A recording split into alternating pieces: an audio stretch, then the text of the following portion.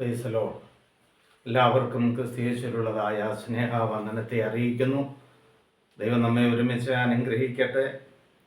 നമുക്ക് വീണ്ടും ഒരു പ്രാവശ്യം കൂടെ അഭിമുഖമായി വരുവാൻ ദൈവം സഹായിച്ചല്ലോ. ഇടയ്ക്കിടെയുള്ളതായ ദൈവവചന പ്രഘോഷണം നിങ്ങളെല്ലാവരും സസൂക്ഷ്മം വീക്ഷിച്ച് നിങ്ങളുടെ അഭിപ്രായങ്ങൾ രേഖപ്പെടുത്തി നിങ്ങൾ മറ്റുള്ളവർക്ക് ഷെയർ ചെയ്ത് അതുപോലെ തന്നെ ലൈക്കും കൊടുത്ത് സബ്സ്ക്രൈബ് ചെയ്തിട്ടില്ലാത്ത പ്രിയപ്പെട്ടവരെ സബ്സ്ക്രൈബും ചെയ്ത് ഈ സംരംഭത്തെയും ഈ ചാനലിനെയും ഒക്കെ വിജയിപ്പിക്കണം എന്ന് ദൈവനാമത്തിൽ നിങ്ങളോട് അറിയിക്കുന്നു. ദൈവം നമ്മെ അനുഗ്രഹിക്കട്ടെ. ഇന്ന് ചിന്തിക്കുവാനായിട്ട് താല്പര്യപ്പെടുന്നത് 84-ാം സങ്കീർത്തനം അതിൻ്റെ 1, 2, 3 വാക്യങ്ങളാണ്. എല്ലാവർക്കും ക്രിസ്തുയേശുവിലുള്ളതായ സ്നേഹവന്ദനത്തെ അറിയിച്ചുകൊണ്ട് വചനത്തിലേക്ക് കടക്കുവാനായിട്ട് താല്പര്യപ്പെടുന്നു.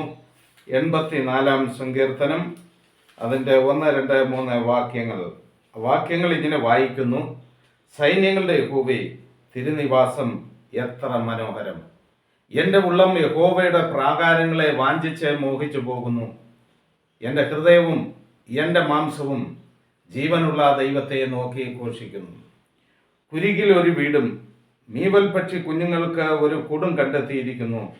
എൻ്റെ രാജാവും എൻ്റെ ദൈവമായ സൈന്യങ്ങളുടെ യഹോവേ, നിന്റെ യാഗപീഠങ്ങളെ തന്നെ. ദൈവ നാമത്തിന് മഹത്വമുണ്ടാകട്ടെ. അനുഗ്രഹീതമായ നല്ല സമയത്തെ ഓർത്ത് ദൈവത്തെ സ്തുതിക്കുന്നു. നമുക്ക് ചിന്തിക്കുവാനായിട്ട് ഇന്ന് ദൈവാത്മാവ് നൽകിയിരിക്കുന്നതായ വേദഭാഗം 84-ാം സങ്കീർത്തനം അതിൻ്റെ 1, 2, 3 വാക്യങ്ങളാണ്. അത് ഇങ്ങനെ വായിക്കുന്നു. അത് കോരഹപുത്രന്മാരുടെ ഒരു ഗാനമാണ്. കോരഹപുത്രന്മാർ ദൈവാലയത്തിൽ ദൈവത്തെ പാടി ആരാധിക്കുമ്പോൾ അവർ പാടുന്നതായ ഗാനങ്ങളാണ്. ദൈവത്തോട് ചേർന്നിരുന്ന് അവർ പ്രാർത്ഥിക്കുമ്പോൾ അവരുടെ ഹൃദയത്തിൻ്റെ ഉള്ളിൽ നിന്ന് വരുന്നതായ ധ്യാനങ്ങൾ, ആ പ്രാർത്ഥനകൾ അത് സംഗീതമായി പരിണമിക്കുകയും അത് പാട്ടുകളായി അവർ പാടുകയും ചെയ്യുക പതിവായിരുന്നു. അപ്രകാരം കോരഹപുത്രന്മാർ പാടിയതായ ഒരു പാട്ടാണ് 84-ാമത്തെ സങ്കീർത്തനത്തിൽ നമുക്ക് കാണുവാൻ കഴിയുന്നത്. സൈന്യങ്ങളുടെ യഹോവേ, തിരുനിവാസം എത്ര മനോഹരം! പ്രിയമുള്ളവരെ, ഭൂമിയിലും പ്രപഞ്ചത്തിലും നമുക്ക് കാണുവാൻ കഴിയുന്ന മനോഹരമായ ഇടങ്ങളിൽ ഈ കഴിഞ്ഞ ദിവസം നാസയുടെ പേടകത്തിൽ ഇന്ത്യൻ വംശജയായ സുനിത വില്യംസും അതുപോലെ അമേരിക്കൻ വംശജരുമായ ഉച്ച് വിൽമോർ എന്ന് പറയുന്നതായ അതിന് കൂടെയുള്ളതായ ദൈവഭക്തന്മാരും ഏറെ കാലങ്ങളിൽ 8 ദിവസത്തെ പര്യടനത്തിനായിട്ട് അല്ലെങ്കിൽ 8 ദിവസത്തെ പ്രവർത്തനങ്ങൾക്കായിട്ട് ബഹിരാകാശ നിലയത്തിലേക്ക് പോയ പ്രിയപ്പെട്ടവര് 9 മാസങ്ങൾക്ക് ശേഷം ഇന്നലെ പ്രഭാതത്തിൽ അവര് ഭൂമിയിൽ കാലുകുത്തുവാനിടയായി തീർന്നു. അപ്പോൾ അവിടെ നിന്നുകൊണ്ട് അവർ പ്രപഞ്ചത്തെ നോക്കുമ്പോൾ എത്ര മനോഹരമാണ് എന്ന് നമുക്ക് കാണുവാൻ കഴിയുന്നു. ബഹിരാകാശ സഞ്ചാരിയായിരുന്ന രാകേഷ് ശർമ്മ പ്രപഞ്ചത്തെ നോക്കിക്കൊണ്ട് ശൂന്യാകാശത്തിൽ നിന്നുകൊണ്ട് പാടിയതായ പാട്ടുകളെ നമുക്ക് അറിയുവാൻ കഴിയുന്നു. അപ്പോൾ നമ്മുടെ പൂർവ്വ പിതാക്കന്മാർ അതുപോലെ നമ്മേക്കാൾ ശ്രേഷ്ഠരായ ആളുകൾ നമുക്ക് നൽകിയിട്ടുള്ളതായ ആ മനോഹരമായ വാക്കുകൾ നമ്മൾ ഓർക്കുമ്പോൾ ആ പ്രപഞ്ചത്തിൽ അവർ നിന്നുകൊണ്ട് ശൂന്യാകാശത്തെ നോക്കി അതേ അണ്ടകടാകത്തെ അവർ നോക്കിക്കണ്ടപ്പോൾ ഏറ്റവും മനോഹരമായി അവർക്ക് തോന്നിയെങ്കിൽ അതിനേക്കാൾ എത്രയോ മനോഹരമായ ഒരിടമാണ് ദൈവത്തിൻ്റെ നിവാസമുള്ള ഏത് സ്ഥലമാണോ, അത് പ്രപഞ്ചത്തിലായിക്കൊള്ളട്ടെ, ഭൂമിയിലായിക്കൊള്ളട്ടെ, നമ്മുടെ ഹൃദയത്തിൻ്റെ അകത്തളങ്ങളിലായിക്കൊള്ളട്ടെ, ദൈവത്തിൻ്റെ സാന്നിധ്യം എവിടെയുണ്ടോ അവിടെയാണ് ഭൂമിയിലെ അല്ലെങ്കിൽ പ്രപഞ്ചത്തിലെ ഏറ്റവും മനോഹരമായ ഇടം എന്ന് നമുക്ക് മനസ്സിലാക്കുവാൻ കഴിയുന്നു. അതുകൊണ്ടാണ് ദൈവഭക്തന്മാർ പാടിയിരിക്കുന്നത്, സൈന്യങ്ങളുടെ ദൈവമായ യഹോവേ, തിരുനിവാസം എത്ര മനോഹരം! അങ്ങ് അധിവസിക്കുന്നതായ സ്ഥലം എവിടെയാണോ, അത് മരുഭൂമിയാണെങ്കിലും അത് മരുപ്പച്ചയിലാണെങ്കിലും എവിടെയായിരുന്നാലും അത്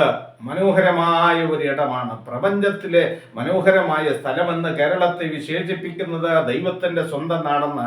പച്ചപ്പ് കൊണ്ടും സമുദ്രങ്ങൾ കൊണ്ടും അതുപോലെ തന്നെ കായലോരങ്ങൾ, പുഴകൾ, ഇതെല്ലാം കൊണ്ടും കുന്നുകൾ, പർവ്വതങ്ങൾ, ഇതെല്ലാം കൊണ്ട് മനോഹരമായ ഒരു സ്ഥലമാണ് നമ്മുടെ ഈ കൊച്ചി കേരളമെങ്കിൽ ദൈവത്തിൻ്റെ സ്വന്തം നാടെന്ന് മറ്റുള്ളവർ പാടി വാഴ്ത്തി സ്തുതിക്കുമ്പോൾ ഇവിടെ കോരഹപുത്രന്മാർ പാടുന്ന സൈന്യങ്ങളുടെ യഹോവേ, തിരുനിവാസം എത്ര മനോഹരം! ദൈവത്തിൻ്റെ പുനരധിവാസം എവിടെയാണോ, ദൈവം അധിവസിക്കുന്നത് എവിടെയാണോ, അവിടത്തെ പോലെ മനോഹരമായ ഒരു സ്ഥലം പ്രപഞ്ചത്തിലില്ല, ഉലകത്തിലില്ലെന്നാണ് ദൈവഭക്തന്മാരും പണ്ഡിതന്മാരും ഒക്കെ പറയുന്നത്. ബഹിരാകാശ സഞ്ചാരികളും പറയുന്നു, ഭൂമി എത്ര മനോഹരം, മറ്റ് ഗ്രഹങ്ങളിലേക്ക് നോക്കുമ്പോൾ അതത്ര മനോഹരം, ദൈവം ഇതിനെല്ലാം എത്രയോ മനോഹരമായി സൃഷ്ടിച്ചിരിക്കുന്നു. ശാസ്ത്രം ജയിച്ചു മനുഷ്യൻ തോറ്റു എന്ന് പറയുന്ന ഈ കാലഘട്ടത്തിൽ കഴിഞ്ഞ ദിവസങ്ങളിൽ നാം കേട്ടത്, ദൈവത്തിന്റെ പ്രവർത്തനങ്ങളിലൂടെ അല്ലാതെ ഒരു മനുഷ്യനും ഒന്നും നേടുവാൻ കഴിയുകയില്ല. തൻ്റെ കഴിവ് കൊണ്ടോ പ്രാപ്തി കൊണ്ടോ അല്ലെങ്കിൽ തൻ്റെ പ്രയത്ന ഫലം കൊണ്ടോ എന്തെങ്കിലുമൊക്കെ നേടി താൻ ഹൃദയത്തിൽ വിചാരിക്കുന്നത് പോലെ കാര്യങ്ങളെ ചെയ്തെടുക്കാൻ കഴിയും എന്ന് വിചാരിക്കുമ്പോൾ അതെല്ലാം വൃഥാവിലായി പോകും, ശൂന്യമായി പോകും. കാരണം ഇതെല്ലാം ഈ അടുത്ത ദിവസങ്ങളിൽ നമുക്ക് മനസ്സിലാക്കുവാൻ കഴിയുന്നുണ്ട്. വിശുദ്ധ ബൈബിൾ പറയുന്നു, പുതിയ ആകാശവും പുതിയ ഭൂമിയും വെളിപ്പാട് പുസ്തകത്തിൽ രേഖപ്പെടുത്തിയിരിക്കുമ്പോൾ ഈ കാലഘട്ടങ്ങളിൽ ശാസ്ത്രജ്ഞന്മാർ പുതിയ ഭൂമി കണ്ടെത്തിയതായിട്ട് സാമൂഹ്യ മാധ്യമങ്ങളിലൂടെ, വാർത്താ മാധ്യമങ്ങളിലൂടെ നമുക്ക് മനസ്സിലാക്കുവാൻ കഴിയുന്നു എങ്കിൽ ദൈവത്തിന്റെ വചനം പറയുന്നതിന് വള്ളിക്കോ പുള്ളിക്കോ വ്യത്യാസം ഇല്ല എന്ന് ഈ കാലഘട്ടത്തിൽ നാം മനസ്സിലാക്കിക്കൊണ്ടിരിക്കുമ്പോൾ, AI എന്ന് പറയുന്നതായി ആർട്ടിഫിഷ്യൽ ഇന്റലിജൻസ് കാലഘട്ടത്തിൽ നാം ആയിരിക്കുമ്പോൾ, ഞാൻ ജനിച്ചത് 1962 ഇന്ന് ന്യൂ ജനറേഷൻ കാലഘട്ടത്തിൽ AI കാലഘട്ടത്തിലേക്ക് നമ്മൾ വന്നെത്തി നിൽക്കുമ്പോൾ അവിടെ നമുക്ക് മനസ്സിലാക്കുവാൻ കഴിയുന്നത് ഇതിന്റെ എല്ലാം പിന്നിൽ ദൈവത്തിന്റെ പദ്ധതി ഉണ്ടായിരുന്നു, ദൈവത്തിന്റെ പ്രവർത്തനങ്ങൾ ഉണ്ടായിരുന്നു, ദൈവത്തിന്റെ ചിന്തയുണ്ടായിരുന്നു. കാലാകാലങ്ങളിൽ വരേണ്ടതായ മാറ്റങ്ങളെ ദൈവത്തിന്റെ ദാസന്മാരിലൂടെ, ഭക്തന്മാരിലൂടെ ദൈവജനത്തിന് പകർന്നു കൊടുക്കുവാനായിട്ട് ഓരോ ആളുകളെ ദൈവം എന്ത് ചെയ്യും, അതാത് കാലഘട്ടങ്ങളിൽ എഴുന്നേൽപ്പിക്കുവാനിടയായിത്തീരും. അങ്ങനെ എഴുന്നേറ്റ് വരുന്നതായ തൻ്റെ ഭക്തന്മാർക്ക് ദൈവം കൊടുക്കുന്നതായ ഒരു നല്ല ആലോചനയാണ്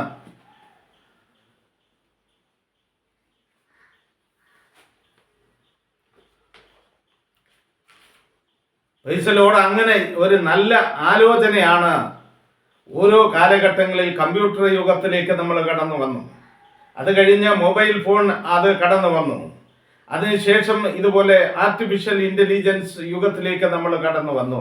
ഇനിയും വരുവാനുള്ളതായ നാനോ ടെക്നോളജിയിലൂടെ എന്തെല്ലാം കാര്യങ്ങൾ ഭൂമുഖത്ത് മനുഷ്യന് ചെയ്തെടുക്കുവാൻ കഴിഞ്ഞു എങ്കിൽ നിർമ്മിത ബുദ്ധി കൊണ്ട് പലതും ചെയ്യുവാൻ കഴിയുന്ന ഈ കാലഘട്ടത്തിൽ നമ്മൾ ഓർക്കണം, മനുഷ്യന്റെ നിർമ്മിത ബുദ്ധി മാത്രമല്ല, അതിന്റെ പിന്നിൽ പ്രവർത്തിക്കുന്നതായ ഒരു ദൈവിക പദ്ധതിയുണ്ട്, ഒരു ദൈവിക ഉദ്ദേശമുണ്ട്. അപ്പോൾ ഈ പ്രപഞ്ചത്തെ ദൈവം മനോഹരമായി സൃഷ്ടിച്ചു എങ്കിൽ നമ്മയും എത്ര ശ്രേഷ്ഠകരമായിട്ടാണ് ദൈവം സൃഷ്ടിച്ചിരിക്കുന്നത്. എൻ്റെ ചിന്താഗതി എന്ന് പറയുന്നത് ലോകത്തിലെ ഏറ്റവും മഹാത്ഭുതങ്ങളിൽ ഏക പ്രധാന സ്ഥാനം വഹിക്കുന്നത് ഞാൻ തന്നെയാണ്. എന്നെ സൃഷ്ടിച്ചതായ ദൈവം എന്നെ മനോഹരമായി സൃഷ്ടിച്ചു. കണ്ണിന്റെ ഭാഗത്ത് കണ്ണ്, മൂക്കിന്റെ ഭാഗത്ത് മൂക്ക്, വായുടെ ഭാഗത്ത് വായ്, ഇതെല്ലാം നൽകി, കൈകാലുകൾ ഇതെല്ലാം നൽകി ദൈവം മനുഷ്യനെ മനോഹരമായിട്ട് സൃഷ്ടിച്ചു എങ്കിൽ പ്രപഞ്ചത്തെ എത്ര അതിമനോഹരമായി ദൈവം സൃഷ്ടിച്ചിരിക്കുന്നു എന്നുള്ളതും എന്ത് ചെയ്യരുത്, നമ്മൾ മറന്നു പോകരുത്. അപ്പോൾ ദൈവം അധിവസിക്കുവാൻ ആഗ്രഹിക്കുന്ന ഇടം എന്തായിരിക്കണം? മനോഹരമായ ഇടമായിരിക്കണം. മനുഷ്യന്റെ ഹൃദയത്തിനകത്ത് ദൈവം വസിക്കുവാൻ ആഗ്രഹിക്കുമ്പോൾ ആ ഹൃദയത്തെ മലിനതകൾ കൊണ്ട് നിറച്ച് മാലിന്യ കൂമ്പാരമാക്കി മാറ്റിയിട്ട് ദൈവത്തിനകത്തേക്ക് കയറുവാൻ കഴിയാതെ ഒരു അന്തരീക്ഷം ഉണ്ടാക്കിയിട്ട് മനുഷ്യൻ ഇന്ന് ഏതെല്ലാം നിലവാരത്തിൽ പ്രാകൃതമായ ഒരു ജീവിത അവസ്ഥയിലേക്ക് മാറിക്കൊണ്ടിരിക്കുക. ഈ കാലഘട്ടത്തിലാണ് ദൈവവചനത്തിന് വലിയ പ്രസക്തി ഉണ്ട് എന്ന് നമുക്ക് മനസ്സിലാക്കുവാൻ കഴിയുന്നത്. സങ്കീർത്തനക്കാരൻ പറയുന്നു, സൈന്യങ്ങളുടെ യഹോവയെ തിരുനിവാസം എത്ര മനോഹരം. പ്രിയമുള്ളവരെ, ദൈവം അധിവസിക്കുന്ന ഇടം പോലെ പ്രപഞ്ചത്തിൽ മനോഹരമായ മറ്റൊരു സ്ഥലവും ഇല്ലാത്തത് കൊണ്ട്, ദൈവം ഇത്ര മനോഹരമായ സ്ഥലമായിരിക്കുന്ന മനുഷ്യന്റെ ഹൃദയത്തിന്റെ അകത്തളങ്ങളിൽ വസിക്കുവാൻ ആഗ്രഹിക്കുന്നത് കൊണ്ട് അവിടെ മനോഹരമാക്കി വിശുദ്ധീകരിച്ച് ദൈവത്തിന് വസിക്കുവാൻ കൊള്ളാകുന്ന ഒരു ഇടമാക്കി മാറ്റുവാനാണ് ദൈവം നമ്മെക്കുറിച്ച് ആഗ്രഹിക്കുന്നത്. അടുത്ത വാക്യം ഇങ്ങനെ വായിക്കുന്നു, എൻ്റെ ഉള്ളം യഹോവയിൽ പ്രശംസിക്കുന്നു. അപ്പോൾ ദൈവത്തിൻ്റെ വചനം നമുക്ക് മനസ്സിലാക്കുവാൻ കഴിയുന്നു. എൻ്റെ ഉള്ളം യഹോവയുടെ പ്രാകാരങ്ങളെ വാഞ്ചിച്ച് മോഹിച്ചു പോവുകയാണ്. ദൈവത്തിൽ പ്രശംസിക്കുന്നതായ ഒരു മനുഷ്യന് ദൈവത്തിൻ്റെ പ്രാകാരത്തെക്കുറിച്ചുള്ളതായ ചിന്തയും, അല്ലെങ്കിൽ ദൈവത്തിൻ്റെ ആലയത്തിനും അതുപോലെ തന്നെ സമാഗമന കൂടാരത്തിന് 3 ഭാഗങ്ങളായിട്ട് തിരിച്ചിട്ടുണ്ട്. ഒന്ന് പ്രാകാരം, ഒന്ന് വിശുദ്ധ സ്ഥലം, മറ്റൊന്ന് അതിവിശുദ്ധ സ്ഥലം. അതിവിശുദ്ധ സ്ഥലത്ത് വർഷത്തിൽ ഒരിക്കൽ പുരോഹിതൻ മാത്രം കടന്നു ചെന്ന് ദൈവത്തെ ധൂപം കാട്ടി ആരാധിച്ചു കൊണ്ടിരുന്നതായ ആ സ്ഥാനത്ത് ഇന്ന് എല്ലാ മനുഷ്യനും അതിവിശുദ്ധ സ്ഥലത്തേക്ക് ദൈവത്തിന്റെ ദാസന്മാരോ വേലക്കാരോ ആയിരിക്കുന്ന തന്റെ ഭക്തന്മാർക്ക് കടന്നു ചെല്ലുവാൻ കഴിയത്തക്ക നിലവാരത്തിൽ ദൈവം എന്ത് ചെയ്തു? ദൈവം മനുഷ്യനെ ഉയർത്തുവാനിടയായി തീർന്നു. കർത്താവായ യേശുക്രിസ്തു ഈ ലോകത്തിലേക്ക് കടന്നു വന്ന് കാൽവറി ക്രൂശിൽ മരിച്ച് അടക്കപ്പെട്ട് കഴിഞ്ഞപ്പോൾ മരണപ്പെടുന്നതായ സമയത്ത് ദൈവാലയത്തിലെ തിരശീല മുകൾ തൊട്ട് അടിയോളം രണ്ടായി ചീന്തിപ്പോയി. അങ്ങനെ ചീന്തിപ്പോയത് മനുഷ്യനും ദൈവവുമായിട്ടുള്ള ബന്ധത്തിന്റെ അല്ലെങ്കിൽ അകലം കുറച്ചുകൊണ്ട് ഏതൊരു ഭക്തനും ദൈവത്തിന്റെ അടുത്തേക്ക് കടന്നു ചെല്ലുവാൻ, അതിവിശുദ്ധ സ്ഥലത്തേക്ക് കടന്നു ചെല്ലുവാനായിട്ട് വേർപാടാകുന്ന നടിച്ചുവരാകുന്ന ഈ തിരശീല രണ്ടായിട്ട് കയറി അതിനെ ഇടിച്ചു മാറ്റിക്കൊണ്ട് സാധാരണ മനുഷ്യനും ദൈവവുമായിട്ട് ഒരുമിച്ച് സമ്മേളിക്കുവാൻ കഴിയത്തക്ക നിലവാരത്തിൽ ദൈവം എന്ത് ചെയ്തു? മനുഷ്യനുമായി ആഴമായ സ്നേഹത്തിലായി. അപ്പോ വിശുദ്ധ സ്ഥലം, അതിവിശുദ്ധ സ്ഥലം, പ്രാകാരം, ആ 3 ഘട്ടങ്ങളായിട്ട് ദൈവാലയവും സമാഗമന കൂടാരവും ദൈവാലയത്തിന്റെ മാതൃകയായി സമാഗമന കൂടാരം പണിയുവാൻ ഇടയായി തീർന്നുവെങ്കിൽ ആ സ്ഥലത്ത് ദൈവത്തിന്റെ വചനം വായിക്കുന്ന എൻ്റെ ഉള്ളം യഹോവയുടെ പ്രാകാരങ്ങളെ വാഞ്ചിച്ച് മോഹിച്ചു പോകുന്നു. എൻ്റെ ഹൃദയവും എൻ്റെ മാംസവും ജീവനുള്ള ദൈവത്തെ നോക്കി ഘോഷിക്കുകയാണ്. കാരണം പ്രാകാരത്തിലേക്ക് ഒരു മനുഷ്യന് കടന്നു ചെല്ലുവാൻ അവന്റെ ആഗ്രഹം എന്ന് പറയുന്നത് പ്രാകാരത്തിലാണെങ്കിൽ അതിനൊരു പ്രത്യേകതയുണ്ട്. പ്രാകാരങ്ങളിൽ കണ്ണാടിക്കടൽ എന്ന് വിശേഷിപ്പിക്കുന്നതായ വിച്ചളത്തൊട്ടി ഉണ്ട്. അതിൽ വെള്ളം നിറച്ചിട്ടുണ്ട്. ആ വിച്ചളത്തൊട്ടിയിലെ വെള്ളം ഉപയോഗിച്ച് മനുഷ്യന്റെ ശരീരമൊക്കെ നന്നായി കഴുകി അവന്റെ അകൃത്യങ്ങള് പാപങ്ങള് എല്ലാം കഴുകി വിശുദ്ധീകരിച്ച് അശുദ്ധി എല്ലാം മാറ്റിയിട്ട് താൻ പാപിയാണെന്ന് ബോധ്യപ്പെടുന്ന മനുഷ്യൻ തന്റെ പാപത്തിന് പ്രായശ്ചിത്ത യാഗമായി അല്ലെങ്കിൽ പരിഹാര യാഗമായിട്ട് ഉറുപ്രാവിനെയോ ആട്ടുകൊറ്റനെയോ കാളക്കിടാവിനെയോ യാഗമായി അർപ്പിക്കാൻ കടന്നു വന്നിട്ട് ആ മൃഗത്തിന്റെ മേൽ തന്റെ കരം വെച്ചിട്ട് എൻ്റെ പാപങ്ങൾ ഇതിന്റെ മേൽ ചുമത്തുന്നു എന്ന് പറഞ്ഞ് ഏതൊരു വ്യക്തിയുടെയും പാപങ്ങളെ ആ മൃഗത്തിന്റെ മേൽ, പക്ഷിയുടെ മേൽ, ആട്ടുകൊറ്റന്റെ മേൽ ചുമത്തിയിട്ട് അതിനെ പുരോഹിതൻ യാഗം കഴിക്കുകയാണ്. അങ്ങനെ യാഗം കഴിക്കുന്നതിന് മുന്നോടിയായിട്ട് എന്ത് ചെയ്യുക? ആ യാഗം കഴിക്കേണ്ടതായ മനുഷ്യൻ ആ പിച്ചളത്തൊട്ടിയിൽ നിന്ന്, ആ പ്രാകാരത്തിലുള്ളതായ പിച്ചളത്തൊട്ടിയിൽ നിന്ന് അവൻ ജലമെടുത്ത് അവന്റെ ശരീരം നന്നായി കഴുകി വൃത്തിയാക്കിയിട്ട് അവിടെ നിന്നുകൊണ്ട് യാഗം കഴിക്കുന്നതിന് മുന്നമേ അവൻ തൻ്റെ ഹൃദയത്തെ ദൈവത്തിങ്കിലേക്ക് സമർപ്പിക്കുന്നതായ ഒരു പ്രാർത്ഥനയുണ്ട്. അവിടെ നിന്നുകൊണ്ട് അവൻ പ്രാർത്ഥിക്കുന്നത്, ദൈവമേ, കഴിഞ്ഞ കാലങ്ങളിൽ ഞാൻ ചെയ്തു പോയതായ എൻ്റെ സകല പാപങ്ങളും അവിടുന്ന് ക്ഷമിച്ച് ഈ മൃഗത്തിന്റെ മേൽ ഞാൻ എൻ്റെ പാപത്തെ, എൻ്റെ അകൃത്യത്തെ ചുമത്തിയിരിക്കുന്നു.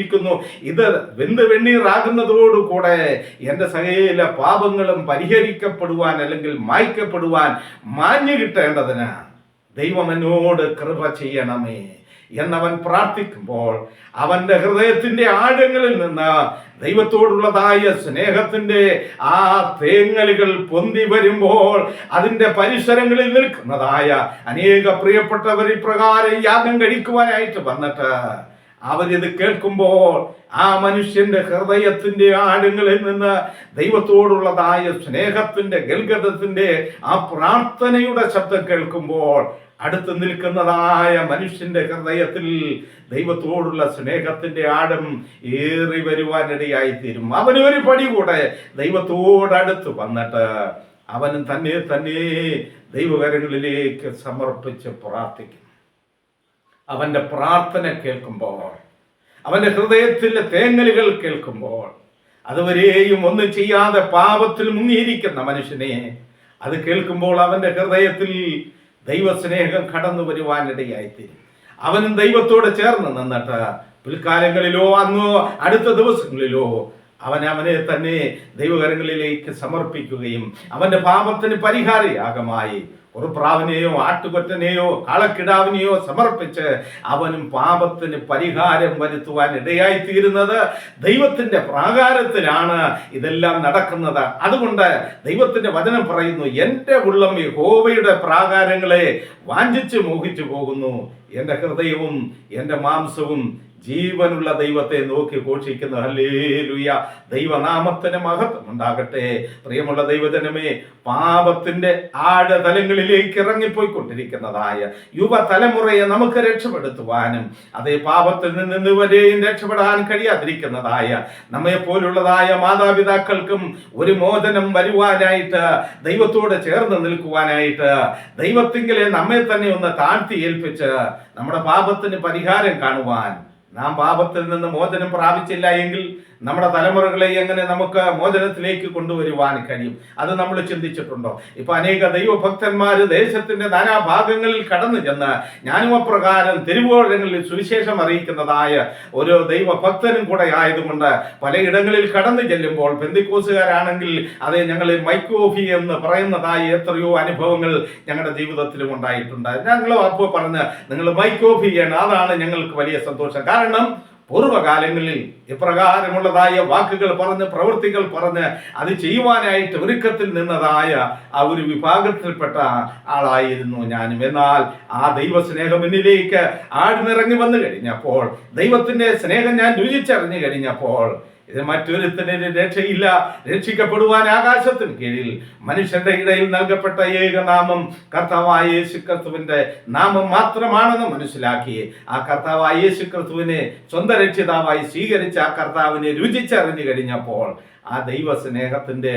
മഹത്വവും ആഴവും മഹിമയും എല്ലാം എനിക്ക് മനസ്സിലായി കഴിഞ്ഞപ്പോൾ എനിക്ക് എവിടെയൊക്കെ കടന്നു ചെന്ന് ദൈവനാമത്തെ ഉയർത്തുവാൻ കഴിയുമോ അവിടെയെല്ലാം ദൈവനാമത്തെ ഉയർത്തുവാനിടയായി തീർന്നിട്ടുണ്ട്. അതുകൊണ്ട് എനിക്ക് ധൈര്യത്തോടെ പറയുവാനായിട്ട് കഴിയും, ഞാൻ സുവിശേഷ രംഗത്തേക്ക് ഇറങ്ങി വരുമ്പോൾ പൂർവ്വകാലങ്ങളിൽ എൻ്റെ വാക്കുകൊണ്ട്, എൻ്റെ നോട്ടം കൊണ്ട്, എൻ്റെ പ്രവൃത്തി കൊണ്ട് ആർക്കെങ്കിലും എന്തെങ്കിലും ബുദ്ധിമുട്ട് വന്നു പോയിട്ടുണ്ടെങ്കിൽ നിങ്ങൾ എല്ലാവരും എന്നോട് ക്ഷമിക്കണമേ എന്ന് ഉച്ചഭാഷണി ശബ്ദത്തിലൂടെ എൻ്റെ നാട്ടിൽ നിന്നുകൊണ്ട് വിളിച്ച് അത് ക്ഷമ യാചിച്ചതിന് ശേഷമാണ് ഞാൻ ഈ സുവിശേഷ രംഗത്തേക്ക് ഇറങ്ങി വരുവാനിടയായത്.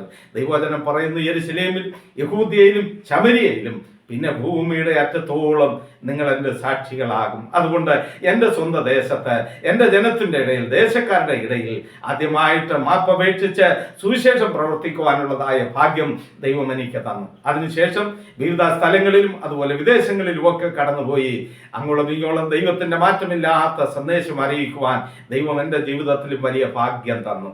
അത് ഞാൻ ദൈവത്തെ രുചിച്ചറിഞ്ഞതുകൊണ്ട്, ദൈവം എൻ്റെ ഉള്ളത്തിലേക്ക് കടന്നു വന്നതുകൊണ്ട്, ദൈവത്തിന്റെ വചനം വായിക്കുന്ന സൈന്യങ്ങളുടെ യഹോവേ തിരുനിവാസം എത്ര മനോഹരം. ദൈവം എൻ്റെ ഹൃദയത്തിൽ അധിവസിക്കുവാൻ ആഗ്രഹിച്ചു കഴിഞ്ഞപ്പോൾ എൻ്റെ ഹൃദയത്തെ മനോഹരമായ ഒരിടമാക്കി മാറ്റുവാൻ എനിക്ക് കഴിഞ്ഞുവെങ്കിൽ ഞാൻ എൻ്റെ ദൈവത്തിന്റെ പ്രാകാരങ്ങളിൽ ഒരു ദിവസം കഴിക്കുവാനായിട്ട് താല്പര്യപ്പെടുകയാണ്. എൻ്റെ ഉള്ളം യഹോവയുടെ പ്രാകാരങ്ങളെ വാഞ്ചിച്ച് മോഹിച്ചു പോകുന്നു. കാരണം ദൈവത്തിന്റെ പാപങ്ങളിൽ നിന്ന് മോചനം നേടുവാനായിട്ട് മനുഷ്യൻ ദൈവത്തിന്റെ അതേ പാപയാഗപീഠങ്ങളിൽ തന്നെ അവനെ അർപ്പിച്ചുകൊണ്ട്, അവന്റെ പാപത്തിന് മറ്റൊരു വസ്തുവിനെ യാഗമായി അർപ്പിച്ചുകൊണ്ട്, നമ്മെ തന്നെ ദൈവകരങ്ങളിൽ യാഗമായി അർപ്പിച്ചുകൊണ്ട് ആ പ്രാകാരത്തിലേക്ക് കടന്നു വരുമ്പോൾ നമ്മുടെ ഹൃദയത്തിന്റെ ആഴങ്ങളിൽ നിന്ന് നാളെ ഇതുവരെ ദൈവത്തെ സ്നേഹിക്കുവാൻ കഴിയാതിരുന്നതിൻ്റെ ആ കുറ്റബോധവും ദൈവം നമ്മെ സ്നേഹിച്ച ആ ആഴമേറിയ സ്നേഹത്തിന്റെ അനുഭവം രുചിച്ചറിഞ്ഞു കഴിയുമ്പോൾ നമ്മുടെ അന്തരംഗത്തിൽ നിന്ന് ഒരു തിരിഞ്ഞു വരുന്നതായ ആ സ്നേഹത്തിന്റെ വാക്കുകൾ കേൾക്കുമ്പോൾ നമ്മുടെ ഇടത്തോ വലത്തോ നിൽക്കുന്നതായ അതേ പാപിയായ മനുഷ്യനാണെങ്കിൽ അഥവാ യാഗം കഴിക്കുവാൻ നമ്മെ പോലെ വന്നൊരു വ്യക്തിയാണെങ്കിലും നമ്മുടെ ഉള്ളത്തിൽ നിന്ന് പൊങ്ങി വരുന്നതായ പ്രാർത്ഥന ആ മനുഷ്യനെ ഒന്നുകൂടെ ദൈവത്തോട് അടുപ്പിക്കുവാൻ അത് കാരണമായി തീരും. അതുകൊണ്ടാ ദൈവത്തിന്റെ ദാസന്മാര് പറയുന്നത്, എൻ്റെ ഉള്ളം യഹോവയുടെ പ്രാകാരങ്ങളെ വാഞ്ചിച്ച് മോഹിച്ചു പോകുന്നു, എൻ്റെ ഹൃദയവും എൻ്റെ മാംസവും ജീവനുള്ള ദൈവത്തെ നോക്കി ഘോഷിക്കുക. നമ്മുടെ ജീവനും രക്തവും എല്ലാം നമുക്ക് വേണ്ടി മറുവിലയായി നൽകിയതായ സർവശക്തനായ ഒരു കർത്താവ് നമുക്കുണ്ട്. ആ കർത്താവിനെ നമ്മൾ മറന്നു പോകരുത്. നമ്മുടെ ജീവിതത്തിന്റെ ഏതവസ്ഥകളിലും നമ്മെ സന്തോഷത്തോടെ സ്നേഹത്തോടെ പരിപാലിക്കുന്ന ഒരു ദൈവമുണ്ട്. ഇതിന്റെ 3-ാം വാക്യം ഇങ്ങനെ വായിക്കുന്നു, ഒരിക്കലൊരു വീടും മീവൽ പക്ഷി കുഞ്ഞുങ്ങൾക്കൊരു കൂടും കണ്ടെത്തിയിരിക്കുന്നു. എൻ്റെ രാജാവും എൻ്റെ ദൈവവുമായ സൈന്യങ്ങളുടെ യഹോവേ, നിന്റെ യാഗപീഠങ്ങളെ തന്നെ. പ്രിയമുള്ളവരെ, നമുക്കറിയാം കുരികിലും മീവൽ പക്ഷിയും ഏറ്റവും ഭയമുള്ളതായ 2 പക്ഷി ജീവികളാണ്. കുരികില് ഏറ്റവും ഉയർന്ന സ്ഥലങ്ങളിൽ അല്ലെങ്കിൽ ഉയരമുള്ള തെങ്ങിന്റെ ഓലയുടെ തുമ്പിലൊക്കെ അവർ കൂടുകൂട്ടും. എന്നാൽ മീവൽ പക്ഷി മറ്റാർക്കും കാണുവാൻ കഴിയാത്ത വള്ളിപ്പടർപ്പുകളിലോ അതുപോലെയുള്ളതായ ആർക്കും കാണുവാൻ കഴിയാത്തതായ ഇടങ്ങളിൽ അതും കൂടുകൂട്ടി ധൈര്യത്തോടെ പാർക്കുവാൻ അതിന് കഴിയുന്നു. അതേ കുരികിൽ പാറിപ്പോവുകയും മീവൽ പക്ഷി പറന്നു പോവുകയും ചെയ്യുന്നത് നമുക്കറിയാം. ആ മീവൽ പക്ഷി ഇങ്ങനെ വെട്ടി പോകുമ്പോൾ കുരികിൽ ഇങ്ങനെ പാറിപ്പോവുകയാ. അതിനറിയാം, അത് ഞാൻ പുറപ്പെട്ടു കഴിഞ്ഞാൽ എനിക്കൊരു ലക്ഷ്യസ്ഥാനമുണ്ട്, അവിടെ വരെയും ഒരു കോട്ടവും തട്ടാതെ ദൈവം എന്നെ അതിഭദ്രമായി അവൻ എന്നെ പരിപാലിച്ച് എന്നെ അവിടെ എത്തിക്കും എന്ന് കുരികിലിനും അറിയാം. പ്രിയമുള്ളവരെ, നമ്മൾ ഓർക്കുക, ഏറ്റവും ഭയമുള്ളതായ രണ്ട് പക്ഷികളാണെങ്കിൽ അവര് പുരമുകളിലാണ്. കുരികില് പുരമുകളിലും മീവൽ പക്ഷിയൊക്കെ ഏറ്റവും അതിൻ്റെ പൊത്തുകളിലും ഒക്കെ എന്ത് ചെയ്യുക, അവരഭയം കണ്ടെത്തും. എന്നാൽ ദൈവത്തിന്റെ വചനം പറയുന്നു, കുരികിലൊരു വീടും മീവൽ പക്ഷി കുഞ്ഞുങ്ങൾക്ക് കൂടും കണ്ടെത്തിയിരിക്കുന്നത് എൻ്റെ രാജാവും എൻ്റെ ദൈവമായ സൈന്യങ്ങളുടെ യഹോവേ നിന്റെ യാഗപീഠങ്ങളെ തന്നെ.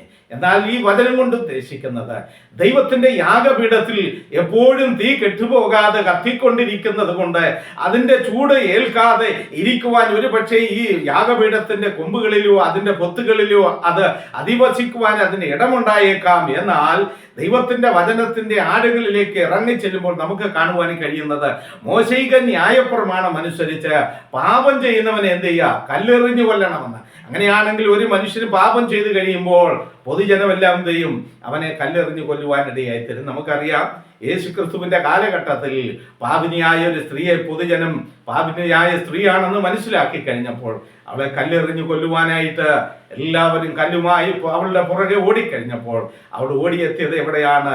കർത്താവായ യേശു ക്രിസ്തുവിന്റെ സമീപത്തേക്ക് എത്തി.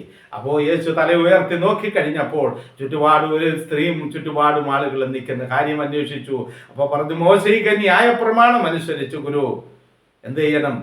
പാപം ചെയ്യുന്നവരെ കല്ലെറിഞ്ഞു കൊല്ലണമെന്ന പ്രമാണമുണ്ട്. അതുകൊണ്ട് ഇവൾ പാപിനിയാണ്, അതുകൊണ്ട് ഞങ്ങൾ ഇവളെ കല്ലെറിഞ്ഞു കൊല്ലുവാനായിട്ട് വന്നിരിക്കുന്നു. യേശു പറഞ്ഞു, നിങ്ങളിൽ പാപം ഇല്ലാത്ത ഒരു വ്യക്തി ഇവരെന്ത് ചെയ്യണം? ആദ്യമായിട്ട് കല്ലെറിയട്ടെ. ഇത് പറഞ്ഞതിന് ശേഷം യേശു കുനിഞ്ഞ നിലത്ത് അതെ കൈ വിരൽ കൊണ്ട് എഴുതിക്കൊണ്ടിരുന്നു. അല്പനേരം കഴിഞ്ഞപ്പോൾ എല്ലാവരും തമ്മിൽ നോക്കി. എല്ലാവരും പാപമുള്ളവരായതുകൊണ്ട് ഓരോരുത്തരായി തങ്ങളുടെ കയ്യിലിരുന്ന കല്ല് താഴെയിട്ടിട്ട് അവർ വന്നതുപോലെ മടങ്ങിപ്പോകുവാൻ ഇടയായത്. ഒരു പുരുഷനെയാണ് ഇങ്ങനെ കല്ലെറിഞ്ഞ് കൊല്ലുവാൻ തുടങ്ങുന്നതെങ്കിൽ നമ്മൾ ഓർക്കണം, അവനെ ഒന്നോ രണ്ടോ കല്ലെറിഞ്ഞു കഴിയുമ്പോൾ അവൻ ഓടുകയാ. അവന് ഒരു ലക്ഷ്യമുണ്ട്, ദൈവത്തിന്റെ യാഗപീഠത്തിൽ എനിക്ക് അഭയം പ്രാപിച്ചു കഴിഞ്ഞാൽ പിന്നെന്ത് ചെയ്യല, എനിക്കൊരു കോട്ടവും സംഭവിക്കത്തില്ല. അവൻ മരണവോട്ടം ഓടിയിട്ട് അവൻ ദൈവത്തിന്റെ യാഗപീഠത്തിന്റെ കൊമ്പുകളോളം എത്തി. അവനൊന്ന് യാഗപീഠത്തിന്റെ കൊമ്പിൽ തൊട്ട് കഴിഞ്ഞിട്ട് അവൻ വിജയശ്രീലാളിതനായി എൻ്റെ പിന്നാലെ വരുന്ന ആളുകളുടെ അടുക്കലേക്ക് അവനിങ്ങനെ നോക്കി ധൈര്യത്തോടെ നിൽക്കും. അതിന്റെ കാരണം എന്താണെന്നറിയാമോ? യാഗപീഠത്തിന്റെ കൊമ്പിലോ തൊട്ട് കഴിഞ്ഞാൽ അവൻ ദൈവത്തിന് സമർപ്പിക്കപ്പെട്ടു. അവൻ തന്നെ തന്റെ പാപം ദൈവത്തിന്റെ മുൻപാകെ യാഗമായി അർപ്പിച്ചു. അവൻ പാപത്തിന് പരിഹാരം വരുത്തിയിരിക്കുന്നു. ഇനി അവൻ കുറ്റക്കാരനോ പാപം ചെയ്തവനോ അല്ലാത്തത് കൊണ്ട് അവനെ ആർക്കും ന്യായം വിധിക്കുവാനോ കൊല്ലുവാനോ കുറ്റക്കാരനാക്കുവാനോ അവകാശമില്ലാത്തത് കൊണ്ട് അവർ വന്നതുപോലെ എന്ത് ചെയ്യും? അവർ എളിപ്പേരായി അവർ മടങ്ങിപ്പോകും. അങ്ങനെയാണെങ്കിൽ കുരികിൽ വീടും മീവൽ പക്ഷി കുഞ്ഞുങ്ങൾക്ക് കൂടും കണ്ടെത്തിയിരിക്കുന്നത് എൻ്റെ രാജാവും എൻ്റെ ദൈവമായ സൈന്യങ്ങളുടെ യഹോവേ നിന്റെ യാഗപീഠങ്ങളിൽ തന്നെ. ആ ദൈവത്തിന്റെ യാഗപീഠത്തിങ്കിൽ മനുഷ്യനോ പക്ഷിയോ മൃഗങ്ങളോ ആര് തന്നെയോ ആയിക്കൊള്ളട്ടെ, അവരെ അഭയം പ്രാപിച്ചു കഴിഞ്ഞാൽ പിന്നെ അവരെ ആർക്കും ഒന്നും ചെയ്യാനായിട്ട് ന്യായം വിധിക്കുവാനോ കുറ്റം വിധിക്കുവാനോ കൊല്ലുവാനോ ഒന്നും അവകാശമില്ലാത്തത് കൊണ്ട് സകല മനുഷ്യരും ആഗ്രഹിക്കുന്നത് ദൈവത്തിന്റെ യാഗപീഠത്തിങ്കിൽ നമ്മെ തന്നെ ഒന്ന് സമർപ്പിച്ചൊന്ന് അഭയം പ്രാപിക്കുവാനായിട്ടാണ്. അങ്ങനെയാണെങ്കിൽ മറ്റ് ലോകത്തിലെ എല്ലാ നീതിന്യായ വ്യവസ്ഥകളിൽ നിന്നും അവൻ മോചനം പ്രാപിച്ച് അവൻ ദൈവത്തിന്റെ മുൻപാകെ നീതീകരിക്കപ്പെട്ട് ദൈവത്തിന്റെ മകനോ മകളോ ആയി മാറി അവൻ ദൈവത്താൽ അനുഗ്രഹിക്കപ്പെടുന്ന വ്യക്തി ജീവിതത്തിനുടമയായിട്ട് മാറുവാനിടയായി തരും. അതുകൊണ്ട് എന്നെ കേൾക്കുന്ന പ്രിയമുള്ള ദൈവജനമേ, ഈ വാക്യങ്ങൾ ഇങ്ങനെ വായിക്കുന്ന സൈന്യങ്ങളുടെ യഹോവേ തിരുനിവാസം എത്ര മനോഹരം! എൻ്റെ ഉള്ളം യഹോവയുടെ പ്രാകാരങ്ങളെ വാഞ്ചിച്ച് മോഹിച്ചു പോകുന്നു. എൻ്റെ ഹൃദയവും എൻ്റെ മാംസവും ജീവനുള്ള ദൈവത്തെ നോക്കി ഘോഷിക്കുന്നു.